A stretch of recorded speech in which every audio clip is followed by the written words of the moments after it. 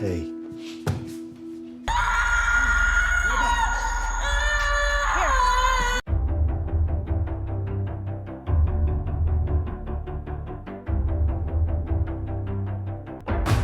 The definition of insanity is doing the same thing twice and expecting a different result. It's almost like if you take a storyline, a premise that nobody really liked, and somehow make it worse, the audience tends to lose interest. It goes without saying, not a huge success. A substantial drop in viewers after a certain moment wasn't altered, and then Ellie became a dad, and the whole thing was fucked to hell. This is a disaster! Yeah, season 1 had a few questionable moments, an entire episode devoted to a gay couple who we don't care about, and, communism. We're communists. But it was still pretty good, and like I said, at least it was different. Season 2 takes what little good existed in that game, and essentially sucks out any kind of tension. At least part 2 was, dare I say, devoted. It was as dark and depressing as it possibly could be. But Season 2 just doesn't do that unless the plot needs it, and the revenge-fueled narrative is clearly only happening because it has to. There is simply no good way to adapt that storyline properly. They had a chance to fix that mistake, but that would mean Neil Druckmann would have to admit he fucked up, and that's not gonna happen. What do you mean I don't get it, House? I'm a genius! However, while this season is definitely worse than the second game, which seems impossible, I will say there were a few good ideas. As we know, Abby is not a fucking beast anymore, but here and there you will find a few good moments and maybe on occasion think this might not be that bad. But in the end, it is bad, and believe me when I say that's not because it's woke. No, the show is not bad because Ellie wants to be a dad. If the show was good up until then, that would not have tanked it. But when you sit through something that blatantly says, fuck you audience, that does become the last straw. I'm not gonna keep on about that because I don't care, it's irrelevant. Just an attempt to get somebody to defend this season because to the right audience, if you do this, they have to. In the end, it sucks regardless, and is again insanity, but despite this, the first episode is definitely the highlight, not perfect by any means, but okay. Oddly enough, Caitlin Dever as Abby kicks it off, and while it is an odd decision given she's hardly in the season, it does emphasize what Joel did. I'm gonna assume you know what that is. Obviously he's the reason her dad is dead, and it's not taken lightly. When we kill him, we kill him slowly. This is actually an effective moment because in the game, she was, well, kind of too much in the right.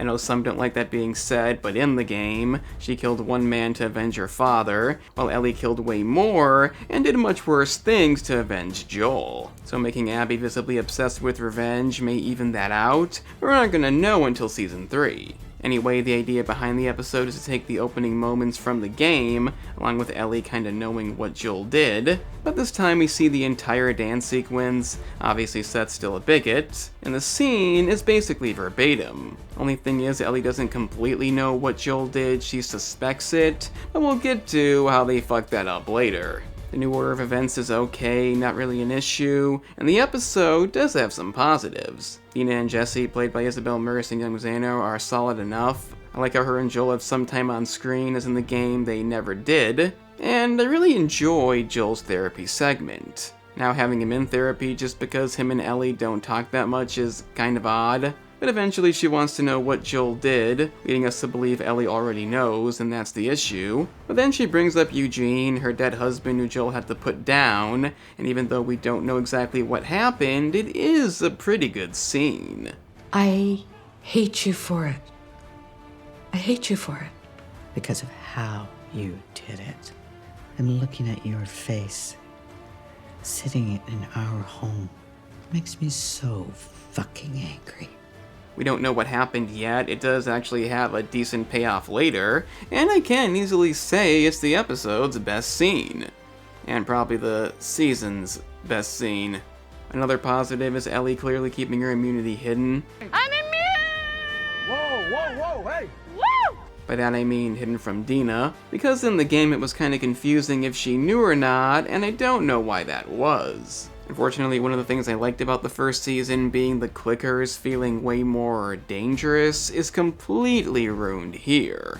In that season, when you'd see one, somebody usually got bit. It wasn't like the game when you shanked them one by one. But having Ellie and Dina act reckless and easily dispose of them completely takes away that tension. Yeah, there is a new stalker clicker and it is pretty scary, but it shouldn't have been needed. They kinda went backwards here. Then again, doesn't really matter because they're hardly in the season anyway.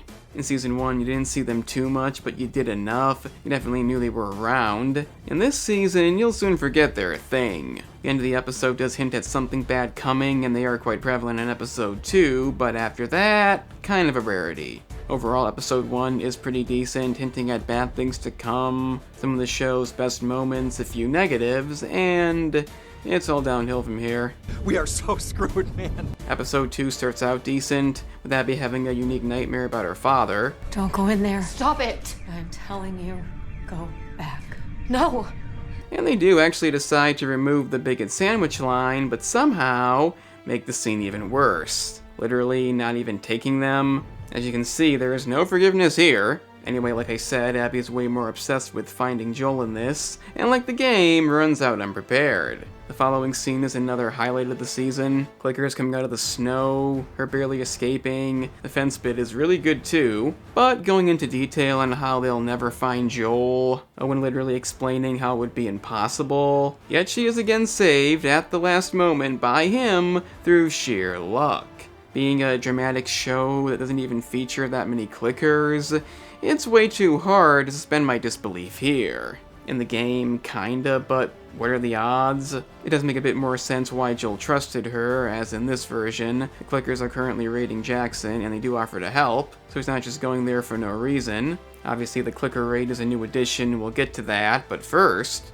You actually are pretty handsome. Congrats on that.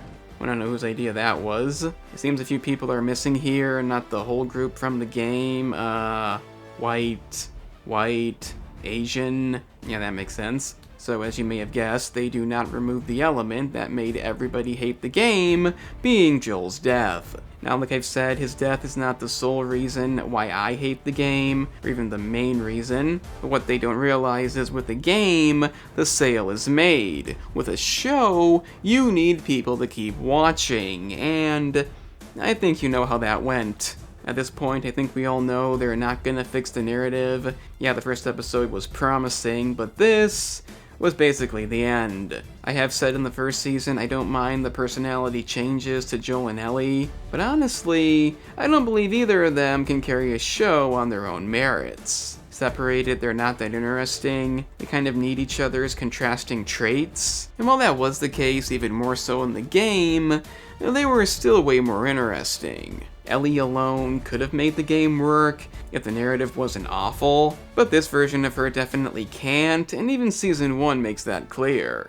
However, there is one thing they could have done to make it better, and they do seem to be leaning that way. Being a show, Abby takes a bit longer to explain they're not supposed to kill defenseless people, but they don't care. And if they simply had Joel showing some kind of remorse, or at least pretending to, it would have at least made Abby look a bit worse. Instead, Joel says what we'll be thinking by the end of the show. Just shut the fuck up and do it already. And it also makes her actions even more justified. The game doesn't do that, they hardly even speak, but in this, why would you say that? Even if he does think he's completely right, he's still a pretty decent person at this point, so you'd think he'd show some empathy. Instead, he's just arrogant and doesn't care, so again, why wouldn't I be on her side? Joel's again tortured, it gets prolonged. Ellie of course sees it. I don't much care for her acting in this scene. Joel, get up. End it. Joel, get up. Please. Or any scene when she acts real serious, it's just not that good. And after Neil Druckmann gets through fucking the audience, they don't even knock her out this time. They just kick her real hard and leave. Whatever. So that's that. Yeah, there's the raid going on, but I don't know what the point of that is. Doesn't seem to have any plot relevance aside from the cleanup in the next episode. Definitely looks fine, but at the same time, Joel's being killed, so I don't think anybody cares. Also, Tommy does seem to have a bit of plot armor. They kind of just ignore him. And my guess is they probably wrote this scene at the last minute, realizing, oh yeah, clickers. They're supposed to be in this. Moving into episode 3, Ramsey gives a reaction to the show's ratings. And we get the next big problem with the show. Not only do they cut ahead 3 months, but we hardly even see Ellie look remotely upset. Maybe for like a minute? But until Dina says, hey, I may know what they look like, it's basically over. At least the game made her look more devastated, like revenge was the idea right from the beginning. With this, throughout the show's entirety, you question why she's even doing it. They'll spend most of their time joking, it's not taken seriously, and when something serious does happen, which we'll get to, it'll look completely out of place. Also, Ellie and Dina are not that interesting or even different, so there's no contrast there. Without Joel, it simply doesn't work, and like the game, nobody questions if they should be doing this. In fact, it's Dina who basically makes it happen. Granted, they do vote on it this time, and also think as a small group, so the endeavor isn't quite as stupid. And in a surprising twist, they actually make Seth redeemable. He's in favor of avenging Joel, in fear they might come back, even gives Ellie a rifle. I still don't think she forgives him because some things are unforgivable, but it was a nice touch. The Seraphites are introduced here too. Yeah, they're a thing. And with the show's downward spiral even more immediate, we reach episode 4. That is after you hit the like button and subscribe down below, because remember, I had to watch this more than once. Also, the gaming channel is there too. The same content with games. Even cover the second game in its entirety. Link in the description. Let's move on. We have the introduction of Isaac, who's played by Jeffrey Wright, reprising his role from the game. What the hell is the matter with you? But overall, his torture scene is overshadowed by Ellie and Dina, making us question why we're here. Grissom, White, Chaffee, early astronauts. They're supposed to be the first ones to go to the moon, but they never made it off the launch pad.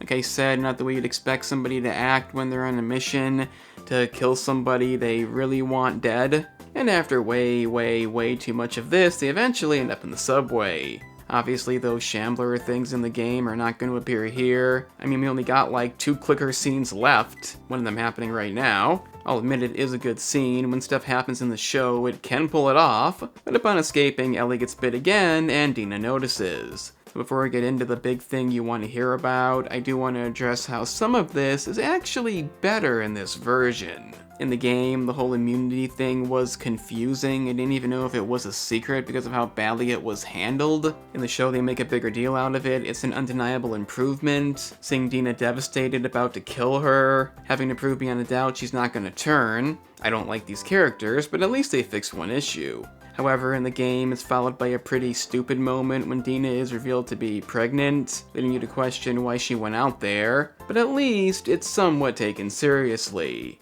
In this, I'm gonna be a dad. Yeah, I know it's stupid, but it's not even the worst part. Even though in this, Dina apparently didn't know until she went out there, at least in the game, she had enough sense to stay put. In this, nobody's remotely mad, they engage in a big sex scene instead, and they proceed to head back outside. It's so stupid, the game does eventually do this with Mel, but it just defies any kind of logic. They disregard the baby completely. In the next episode, they acknowledge it's a bad idea, but still keep going. Even after Ellie gives her a chance not to. One thing I will give the show credit on is, again, explaining it better. Dina really was a novel character in the game, almost came across as being stupid. Went along with whatever Ellie said, it was unclear how much she knew. But in this case, it's obvious she doesn't know why Abby killed Joel. She assumes something like that couldn't be justified, and that's enough. It's still pretty awful Ellie doesn't tell her, having her go on a life-threatening mission, even knowing she's pregnant, but Ellie isn't a good character. I don't want anybody to think I'm trying to defend this season, but I'm not gonna blindly hate on everything. So we get our final clicker scene. If one does appear again at some point, I guess I forgot. I'm sorry. But apart from this, it's definitely not substantial. Not that this is substantial. Ellie almost gets Dina killed. Luckily, Jesse happens to show up at the exact right moment. Him and Tommy again came to save them. They witness the Seraphites doing their ritual business. And since pregnancy is no reason for Dina to stop doing stupid things, being shot by an arrow will be the new reason. But Ellie still proceeds to hunt down Nora, assuming she'll be fine. Finding Nora was the objective if you didn't know. And as luck would have it, she easily does just that. You see how the pacing is not good here? The segment with Nora is almost the exact same. She finds her, Nora insults her, she chases her, ends up in the spore-infected area, meaning Nora is essentially dead. This brings us to the torture scene, and while I won't defend the original, it's way worse here.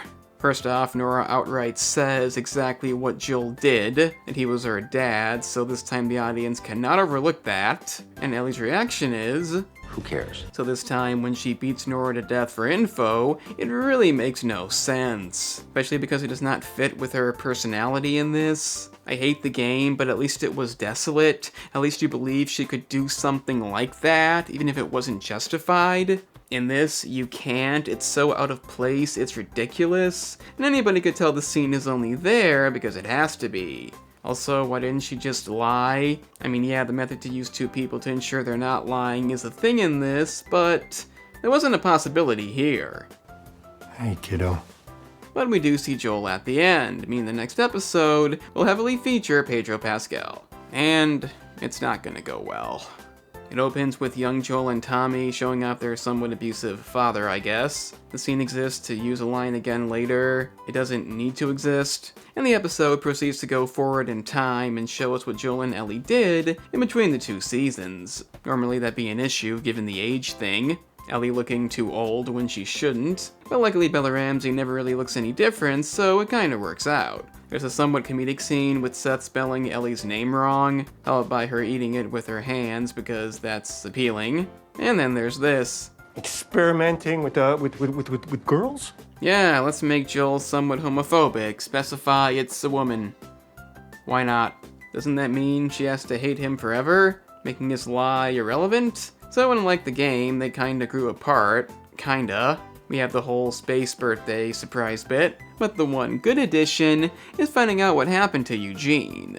You may think she was just mad because Joel had to kill him, which would be unreasonable, but instead they find him infected and tell him he can't go to see his wife. Now, that is the protocol, so technically Joel can't do anything about it, even if it is just outside the gate. But he does what he does best, lies, and says he can go to see her, but instead takes him to be executed. Again, you could say he had no choice, and Eugene was okay with it in the end. But after that, he, without hesitation, tells his wife something different. And Ellie says enough's enough. He begged to see you. He had time. Joel promised to take him to you. And then Joel shot him in the head. I can't lie. It's a good scene.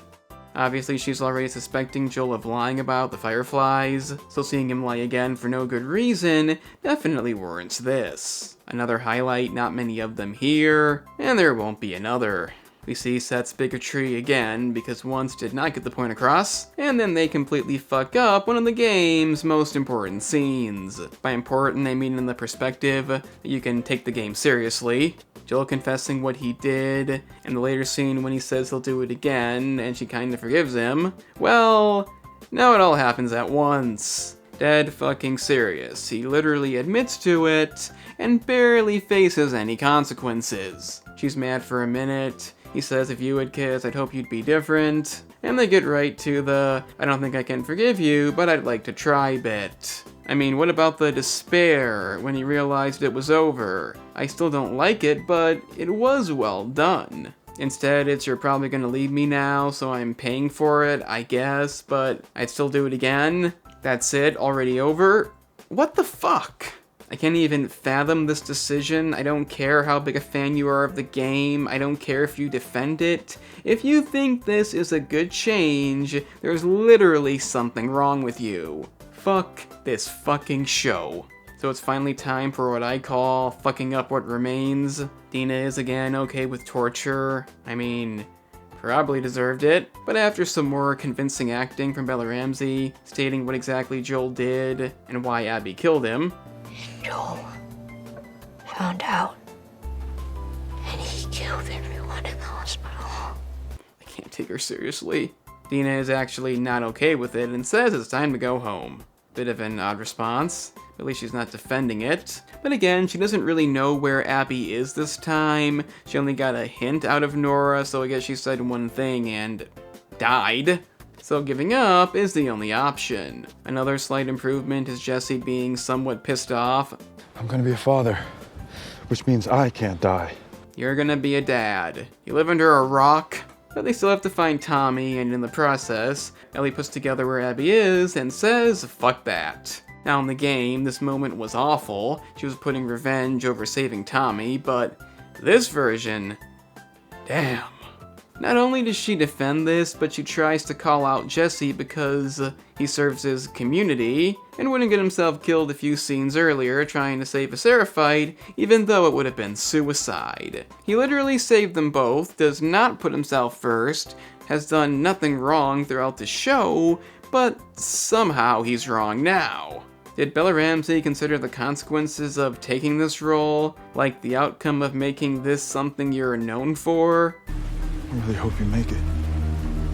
So, fuck them. And for some reason, Ellie ends up briefly on the Seraphite's island and almost gets killed, but then is saved by luck. I guess they included this scene for irony, because Abby is probably the reason she was saved, but does this show really need more dumb luck? Won't Abby get hung up too and also saved through luck?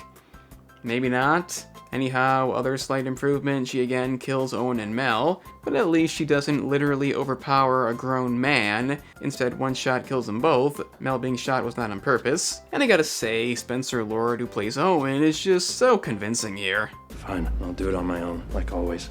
I can make it there and back in 30. If you're still here, you can get on board and keep going with us. If you're not, you're not. Completely groundbreaking. At least they knew nobody wanted to see Ellie kill a dog, so that was cut. And even though Ellie seems real upset about the dead baby as Mel was pregnant and they draw out this moment, nobody seems to after this. They even have her try to cut it out and inevitably give up. But she's still upset she can't kill Abby just like the game. Tommy doesn't care, even Jesse doesn't care now. And they again failed to fix one of the game's biggest problems. As in, nobody has any conscience. On the bright side, I'm never gonna complain about the game again, so let's just end this. Despite Jesse appearing smart, they both blindly run outside, and it's clear who the dad will be. Abby is there, she's pissed as hell, and one more moment of stupidity to end it off. I was looking for you. I didn't mean to hurt them. He did what he did to save me. I'm the one that you want. What the fuck is that? Why? Yes, Ramsey again decides to reenact a reaction to the show's ratings. Literally begging like a spoiled brat, and I'm sorry, but agreeing to this fucking role is what you deserve. The cut back to day one as Abby, whatever, season over, and if you think what I just said was too mean, I don't care. I'm beyond pissed. I want to take a moment, non-joking aside, to emphasize what really happened here. They took a game that basically nobody completely liked, and blatantly gave us the same thing. They made it worse, yeah, but even if they didn't, it's still the definition of fuck you. I don't defend online harassment by any means, but it is a thing that happens, and knowing how divisive this game was, there's no excuse to not see that coming. The only defense the game had was, it's meant to be overly dark, you're supposed to embrace that, but with this season, that's no longer an option.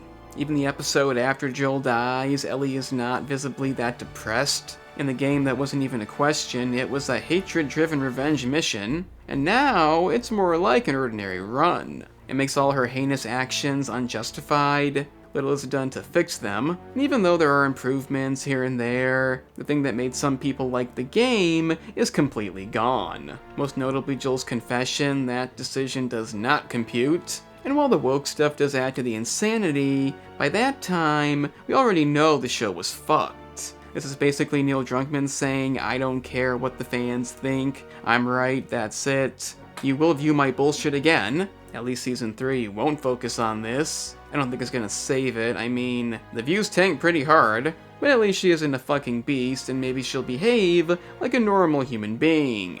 And no, I don't mean normal as in not a lesbian. It's still baffling to me why she looks the way she does. I don't know why they went back on that. I'm gonna assume it's because fans wanted her in the show, as she should have fucking been Ellie. She looks just like her. I still don't see the show being saved, and my prediction is it'll have the same stupid ending when Ellie gets beat up, goes after her again, somehow wins and lets her go. I don't think we're getting anything but a worse version of that, no matter how bad the ratings get. The season is offensively bad, it's utter trash. I advise watching season 1 and pretending it ends there like I do with the first game. I still hate this game, I can't defend it, but at least it isn't this. I'm the analyst, and remember kids, only Pedro Pascal can say homophobic things.